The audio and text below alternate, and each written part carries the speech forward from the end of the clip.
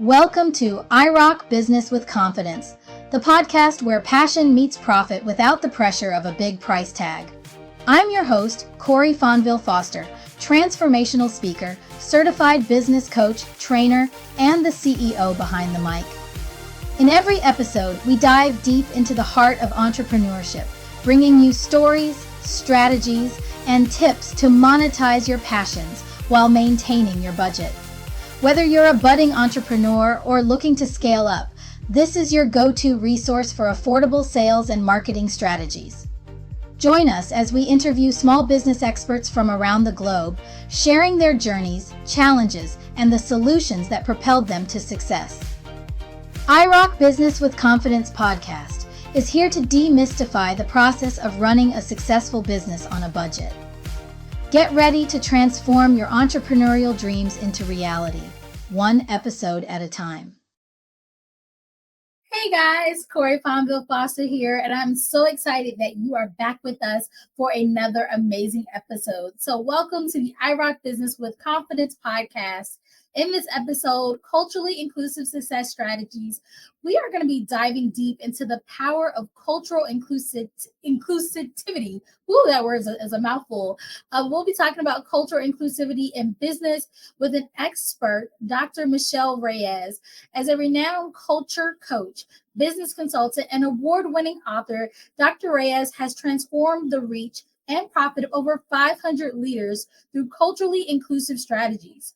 Join us as we explore how to broaden our cultural reach, diversify your messaging, and grow your business in ways that resonate across diverse audiences. Dr. Reyes will share insights from her vast experiences, offering actionable steps to solo entrepreneurs and leaders eager to make a meaningful impact in today's global marketplace. Please join me in bringing up Dr. Michelle Reyes. Hello. Hi, Corey. So glad to be here. Thanks for having me. I'm so excited that you are here. Like, I didn't even tell them, in fact, that not only you're an author, but an award-winning author, right? Your book, Becoming All Things. She's a professor. What is it? A professor of cultural engagement at Wheaton College, a leadership coach with the University of Texas, Macomb Business School. Look, you've been featured in New York Times, Los Angeles Times, US Today, NBC News, Good Morning America. Like, you are out here, which is so amazing. I love having an expert like you being willing to come to our little podcast and share your amazing insights. Before we dive in, I do want to give you a chance to just tell us a little bit about you as the amazing person you are, and also share a little bit about how you got into business. Oh, sure. Yeah, so I am down in sunny Austin, Texas, where it is already very hot right now. But I've always worn different hats, and I think for a lot of particularly moms with young kids, this relates, right? That I homeschool. I have an 8 and a 5-year-old. But I also am a professor. I teach. My husband is a pastor, and he started a church in East Austin, which is historically a poor, disadvantaged Black and Brown community. And he's doing what he's called to do, is doing amazing work. But there's not a lot of money in the place that we're at. And so it's kind of one of those things where, like, our family is doing what we feel called to do. We feel called to the ministry that we're doing, and we see the ways in which people's lives are being changed for the good. But we've lived a lot of our time down here in Austin under the poverty line. We've struggled to make ends meet. Ministry isn't, for most folks, it's not like a cash cow kind of thing. And I got to a point where I was like, I want our family to thrive. I want my kids to thrive. I'm not shooting for the stars. Like, I don't want the helicopter pad in my backyard kind of thing, but like, I want to be able to have enough income that I can buy the groceries I want to buy, that I can put my kids in the sports teams that I want to put them, or that they want to be in, and just not have that anxiety of like living paycheck to paycheck, constantly worrying about debt, and just have that financial joy and that financial freedom. And so that's when I was like, okay, what do I do? How do I take my passion and my expertise and package it in such a way that I can work with my own hours at home while with my kids, and just becoming my own coach and consultant made sense. And I started doing the research. I started following all the gurus. I invested in myself and invested in coaches to be like, how do I do this? And now I've been able to scale a business where I can recurringly make 10K plus months, right? But this is a journey of almost 15 years and figuring out what works, and then digging in hard. And now I'm excited to be in a place as a culture coach and a business consultant to teach others how to do the same using culturally inclusive strategies so that they can thrive and have that financial freedom and joy as well. Wow, what an amazing story. And I love that you were very transparent. 15 years. A lot of people expect that they start today and tomorrow they're a millionaire. And it's like, wait a minute. That's not how it works for most people. And I love that you also had realistic goals. I think a lot of people think that most people go into business wanting to be millionaires. And it's like what I have found to be true is a lot of people are like, I don't want to, worry about my mortgage or my rent. I don't want to worry about if I have to pick between toilet paper and eggs for the week. Yeah. I want to have my car paid off. I want to help my kid go to college. And I think that's more true than not, that's where most people's minds are when they think about entrepreneurship. And then on the other hand of that, why do they even bother? Is because they have a calling. Like you said, you had a passion, you had a know-how, you had a skill set. You just had to find a way to package it and then go for it. So I think you and your husband are living your calling, him in ministry and you just in another avenue, but both giving to a community that needs you. So kudos to both of you guys. That's pretty amazing. Thank you. That's how we're figuring out how to be able to do this work long term, right?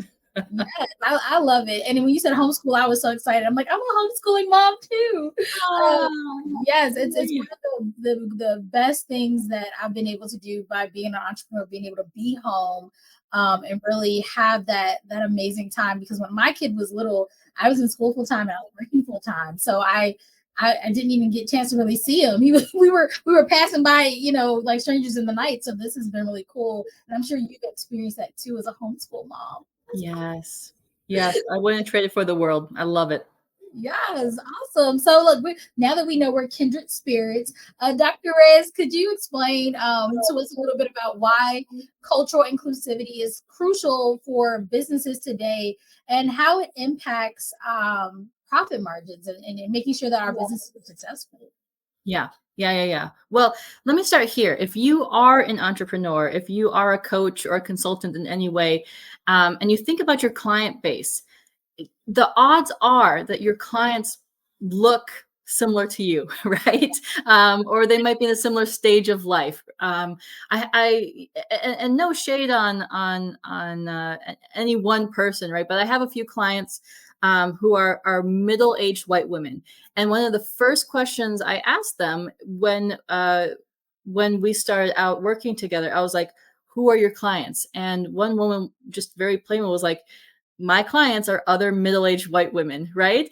And so part of what our first steps together was figuring out, okay, how are you leaving money on the table by not being able to reach out to Black and brown women, Asian women, Latina women, Black women, and it wasn't that she had a coaching offer that was only for white women. It was just simply that she felt most comfortable reaching out to white women, that it was mostly white women who were naturally coming to her. So it was like that was her comfort zone, that was her comfort lane. And so with the clients that I work with, it's thinking through, okay, who could also use your services, but you just don't know yet how to engage that demographic. What money are you leaving on the table by not engaging them, and how do we learn how to diversify your offer, your messaging, your positioning online, in particular, so that you can be as successful as possible. Yeah, and I think you brought up a good point because when you were talking, I was like, people ask me, who do I work with? Even recently, my husband was like, do you ever work with men? I was like, I do, but I attract people who connect with me. They connect with the way I look, that connects with my story. Yeah. And then I enjoy working with people who share similar backgrounds to me. So it ends up being that a lot of my success stories are Black women around my age. And it's like, oh, Yep. yeah. But I do think you're right on when you talk about diversifying and being open to your messaging, because what ends up happening is I'm talking in my language. I'm talking in the words that are comfortable for me. So yeah, the people who are like me are going to receive that. But if I diversify my language, if I diversify how my approach, I might actually attract more people. So you're right, we're leaving money just sitting there. Yes. People that we can support that just don't realize that we're talking to them too. So when you're working with your clients, can you share more about some of the common challenges that they're overcoming as they kind of break through that? Because that's a little bit of inner work, Yeah. be like, am I really only talking to certain folks? Yeah. What are some common challenges that you're starting to see, or patterns you're starting to see as they kind of go through that retraining of their mind of how they can get their stuff out there?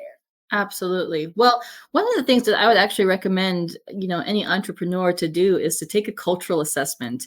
And by cultural assessment, I mean just, a simple assessment that you can better understand your values and how you talk, how you behave, right? Everything from are you a straight shooter? Like, are you just very direct in how you talk? Are you more indirect? Do you use your hands? Are you more like informal or formal in the way that you show up and talk to folks? Because I think sometimes when you're able to become more culturally self-aware, you can immediately start to answer the questions of like, well, why am I nervous to engage that audience? Why am I struggling to tap into like more Latino women? Or why am I having a hard time pitching my services to, Asian men and women or whatnot, right? And when you become more culturally self-aware, you immediately are more cognizant of what cultural values are at play and how you can overcome them, right? So you immediately start to be able to develop a strategy. So I think that's step one. Take a cultural assessment. If you've never taken one, I'd love to be able to walk you through one. It's really simple, really easy. But the second is just thinking through your messaging, right? And I'll give you an example. So there's another client I was working with, and she is a self-love coach, which is awesome and so important in today's day and age. And again, she was only attracting one cultural demographic. And she was like, I don't know what I'm doing. She's like, I'm open to everyone, but only one group of people is coming to me. And I was like, well, does every culture use the term self-love? Do Asian women talk about self-love? Do Latinas talk about self-love? And so what I had her do was have some very informal conversations with women of other cultures and just ask them, hey, do you use the word self-love? What does self-love mean to you? What other terms do you use instead? And what she found out, particularly with Asian women, is and I say we because I'm Indian, we don't use the term self-love. That's not a cultural term for us, but like inner harmony is. And so for my client moving forward, she still kept self-love, but she also made sure that in her social media posts and her email campaigns, that she also stressed inner harmony as a way in which to like tap into a potential ideal Asian clients, and was able to then start immediately booking more Asian women as well.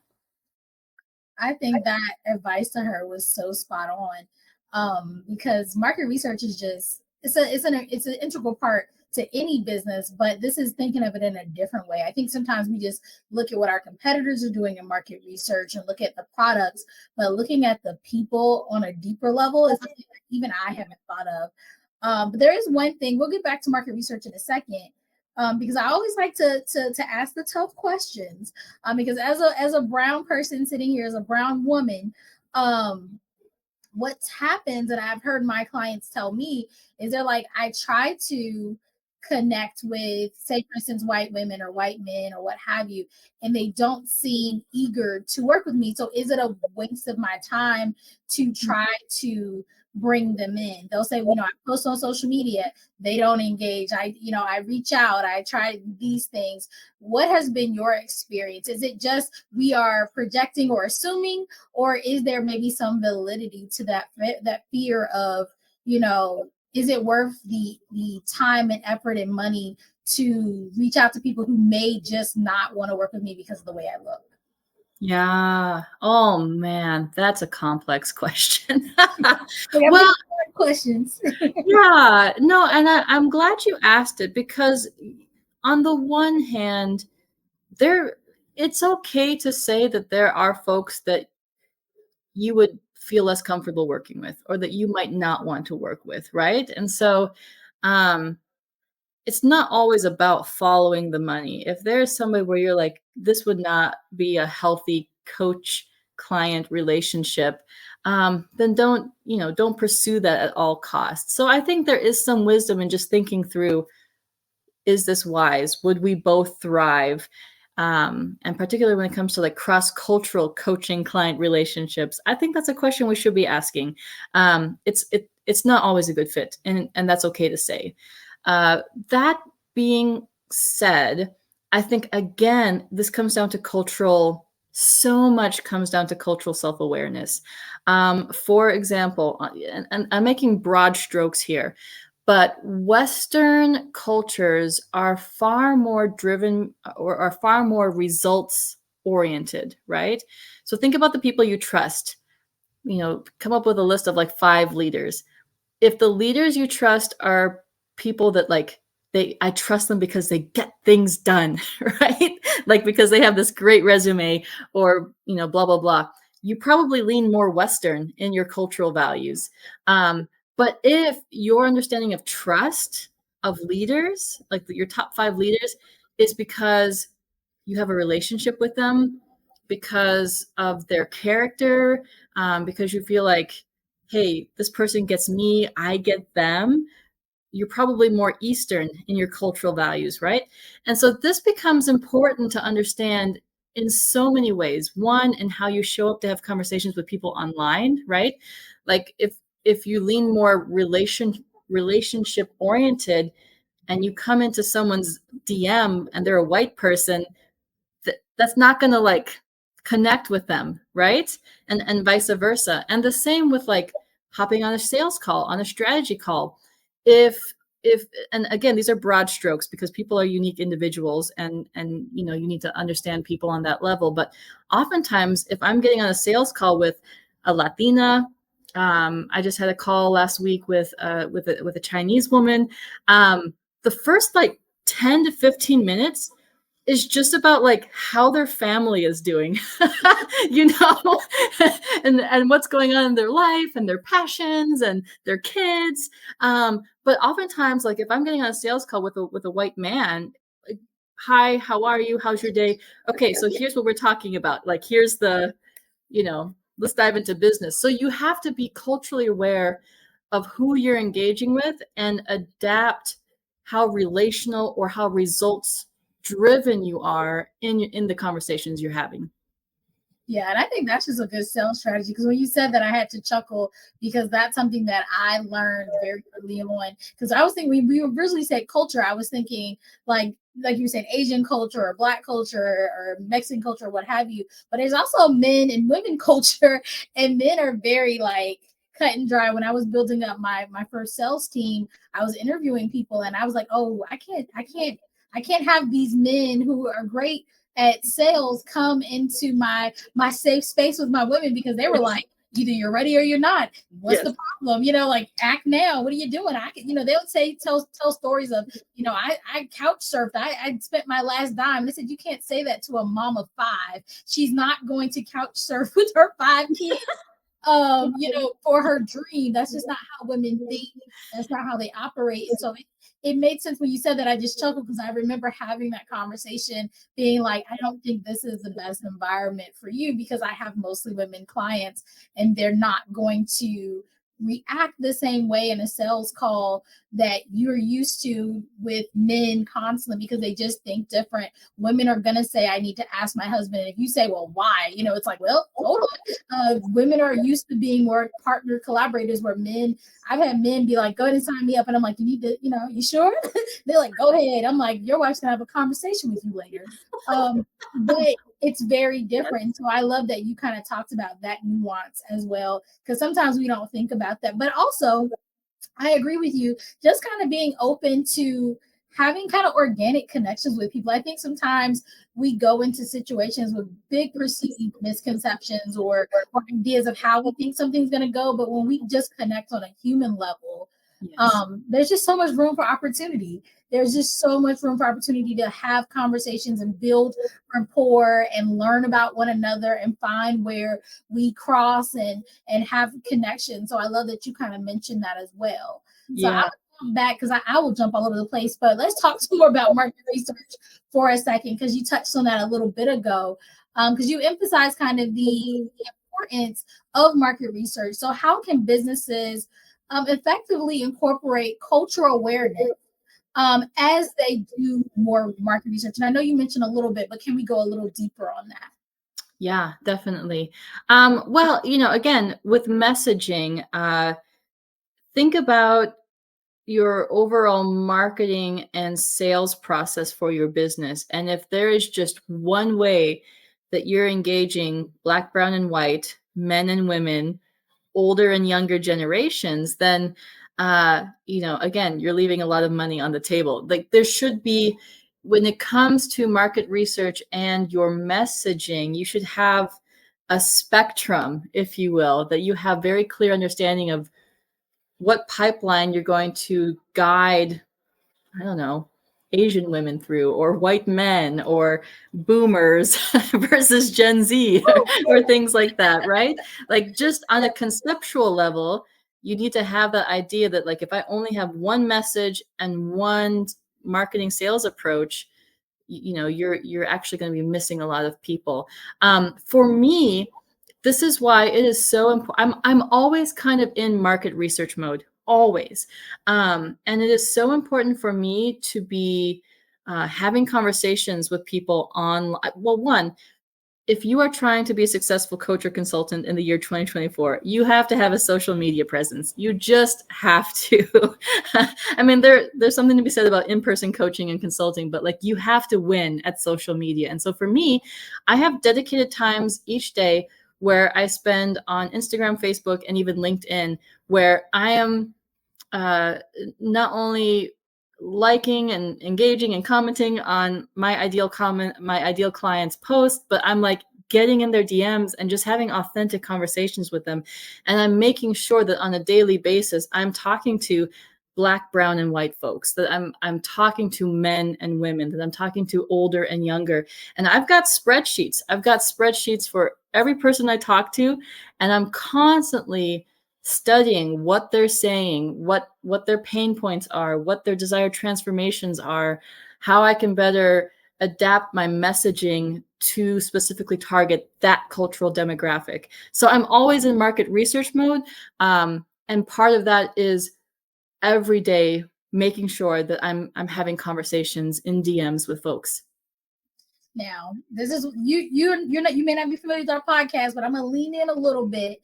You guys know my motto: grab your pen and paper, because she just dropped some notes. And I know some of you are like, okay, I knew that. I knew I should be reaching out, having conversations. Some of you are like, no, why? You gotta do it, guys. It doesn't matter how much money you throw at your business. I say this all the time. You gotta get in there. You gotta talk to folk. And people are so afraid. They think, I'm just gonna buy email lists, or I'm just going to use ads. Some of your best work, some of your best clients, high ticket clients, come from you getting in those DMs, having those conversations. When you said it, I was like, oh, I know you ruffled some feathers there. Oh. Like, work me? Yes, you do. You have to do some work, and the algorithms are there. So when she's out here messaging and doing the research, then the algorithm is going to show her more potential clients. It's also going to show more potential clients her. So get out here, do the work. We said it. I actually said, you know what? because I've been doing this for so long and we're a marketing company, I have my assistant and my team do a lot of that. But I said, you know what? I think since I've been talking, like, I'm gonna spend this. We're recording this in the month of March. For those of you who don't know, you'll see it in a few months. But I'm gonna spend the month of March. I'm gonna go back in those DMs. You've inspired me because I'm like, I want to get back out there and be more boots in the ground and talk to people because I miss those conversations. Yes. And they do, a lot of times they do convert. I would say around 10%, if not more, to high ticket sales if you're doing it right. If you're going in there saying the same whatever generic, you're not going to get the results. But if you really go in there with a good intention and a good heart, and you really are coming from a place of, I would love to support you, I see what you're doing, I just want to be an add-on to that, people really do resonate with that. And people want to skip that step. They do. They want to skip it. But I love what you said. It made me excited. So write it down. That was one of your implementation tools you got. Be more culturally self-aware, take the assessment, or have Dr. Reyes through an assessment. We talked about doing that market research, getting into those DMs, being open to different people. I like that we've talked about cultures. We've talked about men and women. And then you gonna go and bring up generations. I was like, not the boomers. Well, speaking of cultural strategies, this is what, and to be clear, when I show up in people's DMs, I don't come out of the gates trying to sell people. Like, nobody likes that. Nobody wants to be talking to a sleazy car salesperson, right? Mm-hmm. But this is where doing your market research becomes really important. Say I'm wanting to expand my coaching business into like a more Latino clientele, right? And I start kind of doing research online of who I think are my like ideal Latino clients. And I'm paying attention to the things they're posting, right? And I'm just making this up. This isn't necessarily like real, but like maybe I see all these like Latino men and they're all posting about golf. Again, totally making this up. But what I'm going to do then is once a week, I'm going to, in my stories or in my, if I actually play golf, I'm going to say something about golf, right? I'm going to post something about golf. And then all of a sudden they're engaging me. They're responding to my content. And then I show up in their DMs. Hey, that's so cool that you like golf. Tell me more about, this hobby of yours. Again, I completely made that up. But when it comes to like cultural strategies and you're trying to break into new cultural demographics, make a list of your ideal clients. Look through, what are they doing? What are their hobbies? What are their interests? What are their passions? If it intersects with you in some way, post about that, put it in your stories, Facebook posts, and there's a natural way to develop a relationship that's not salesy or sleazy. And now they're on your radar and vice versa. And it, like you said, 10%, most of the time, my clients come to me through DMs because they're now following my content and they're like, hey, I'd love to learn more. Can we hop on a strategy call? So, do it in authentic ways that are culturally strategic. That's such great advice. Again, write it down, guys, because and this is the thing about listening to this podcast, I don't want you to write it down and put it in the drawer. I want you to write it down and then make a plan over the next 7 days. What are the pieces you can implement now? So get yourself a spreadsheet. She already told you, get your spreadsheet, start tracking your conversations, find those patterns. I love that you said golf. Girl, I would be at putt someplace, find me a way to take a picture. Exactly. Find a way to take a picture. But yes, I've done axe throwing. I'm trying to find my folk. So yeah, go out here, see where there are patterns, and then just make sure that you show up in that way. People want to make this so complicated sometimes. And I'm like, no, people want to work with people. So you have to connect with people on a really human level. And some people are just trying to think big strategy. Like, no, to be a successful coach, right? Because we kind of talked about that in the beginning. You were just trying to have a little financial freedom. If that is your goal, you don't have to sell 1 million pieces of product. You can literally have a high quality, let's say $5,000, $10,000 offer and sell a couple of those a year. Maybe have a couple of consultation gigs that are, decent money, or a couple of speaking gigs where you're paid, and you are financially free for the year. So sometimes we have to change our thinking and stop thinking we just got to grind and sell. Get you a couple of strong, loyal clients and build on that. And that's what you can do with the strategy that you're talking about. I absolutely love, it makes me tingle, organic marketing. And so I'm like, yes, you're speaking my language. Get out there in those DMs, have those real conversations, do a little bit of work. It takes a little bit of time. Yes, you're gonna have to actually peruse their social media, but find those common interests and really make that bridge of communication and find those places where you do overlap and talk about it. And people they absolutely love that, because then they feel seen, they feel heard, they feel understood before you ever say, hey, I would love to sell you something. Yes. So I love it. You done taught them a master class on the podcast today. Look, as soon as I said that, I looked at the time, I was like, no, we're almost out of time. But guys, I always tell you, the purpose of this podcast is to give you a little taste. We want you to get some knowledge, some things to implement, but we don't want this to be the last time that you talk to our amazing guests. We have scoured the world trying to find some of the best, the brightest, the biggest experts, the biggest industry thought leaders that are out there. And Dr. Reyes is one of those people. And so before we go, I want people to know how they can connect with you. I will put your information on the screen and it'll be in the show notes, because I want you guys to reach out. That should be your next 30 days. I'm challenging you. In your next 30 days, you got 7 days to implement some of the strategies we talked about. But in the next 30 days, you get on the calendar and have a call with our amazing expert, Dr. Reyes, and figure out how you can become a more culturally self-aware entrepreneur and help that increase your profit margins. So I'm not going to keep talking. Go ahead, take it away. Let us know how we can connect with you. Oh, sure. Yeah, I'd love for folks to come chat with me. If you're on Instagram, you can find me at Michelle M. Reyes. Send me a DM, and let's chat. But yeah, my website is michellemreyes.com. If you'd like to book a free strategy call and actually talk about cultural assessment or cultural strategies and how to creatively ideate together of how to make that work for your business, I'd be happy to chat with you. I have a course launching called 3 Cultural Marketing Strategies to 10x Your Audience in 30 Days. So if that's something that would help you with winning on social media with culturally inclusive strategies, check that out. And yeah, we'd love to chat. Awesome. Well, thank you again for coming on the podcast. I already knew based on your bio alone, we were going to have a good chat, but this was even better than I could have imagined. So thank you for your time. Thank you for your expertise. Thank you for your knowledge. This has been amazing. Guys, definitely remember to reach out. Let her know that you saw her on the podcast and she knows where you're coming from. But we will have more amazing experts every single week on the podcast. If you're just new here, go back, watch some of our old episodes, and then remember to like, follow, and share. Review the podcast. Let us know how we're doing. And if there's topics that you want us to hear or experts that you want us to reach out to, let us know, because we want to make sure that we are giving you the information that you are needing to further your business journey. But with that being said, guys, remember, I rock, you rock, we all rock, and we'll talk to you soon. And that's a wrap on another episode of IROC Business with Confidence podcast. Thank you so much for tuning in and joining our journey into the world of entrepreneurship. If today's episode inspired you or just gave you the tools to tackle your next business challenge, we'd love your support. Please like, share, follow, subscribe, and rate us with a glowing 5 stars.